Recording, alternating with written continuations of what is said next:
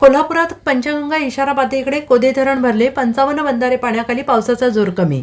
कोल्हापूर जिल्ह्यात शहर आणि परिसरात सोमवारी पावसाचा जोर कमी झालाय. पावसाने काहीशी उसंत घेतली असली तरी धरण क्षेत्रात पाऊस कायम आहे. गगनबावडा तालुक्यातील कोदे धरण सकाळी भरले आहे.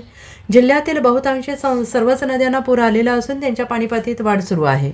पात्राबाहेर पडलेली पंचगंगा आता इशारा पातळीकडे चाललेली असून रात्री पाणी गंगावेश शिवाजी पूल मार्गाजवळ आले होते. जिल्ह्यातील 55 बंधाऱ्यांवर पाणी आल्याने त्यासह 3 राज्य, 5 प्रमुख जिल्हा मार्ग, 8 ग्रामीण मार्ग आणि 2 इतर जिल्हा मार्ग अशा एकूण 18 मार्गावरील वाहतूक बंद झालेली आहे. ती पर्यायी मार्गाने वळवलेली आहे. जिल्ह्यात गेल्या काही 5 दिवसांपासून मुसळधार पाऊस सुरू होता. सोमवारी पहाटेपासून दमदार पाऊस सुरू होता.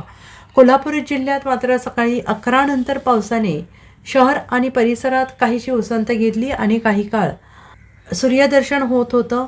मात्र थांबून थांबून जोरदार पाऊस बरसत होता. दिवसभर पावसाची उघडझाप असल्याने गेल्या 4 दिवसांपासून विस्कळीत झालेले जनजीवन पूर्वपदावर येऊ लागले. पावसाचा जोर कमी झाला तरी पंचगंगेच्या पातळीत संथ वाढ सुरूच राहिली. पंचगंगेची पाणीपातळी सकाळी 7 वाजता 32.11 फूट एवढी होती. दुपारी 12 वाजता ती 33.6 फुटांवर गेली. रात्री 8 वाजता ती 34.1 फुटांवर गेली. पंचगंगेची इशारा पातळी 39 फुटांवर असून पावसाचा जोर कायम आहे.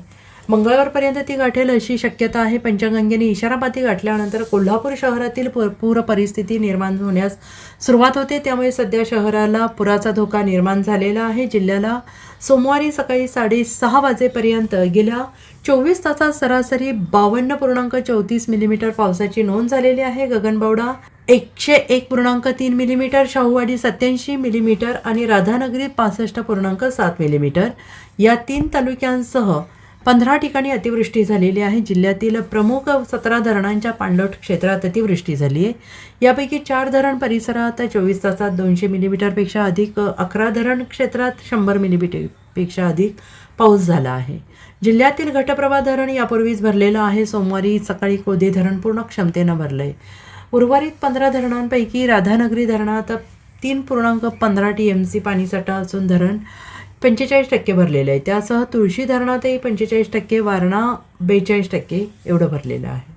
Bureau report, SPN Marathi, Kolhapur.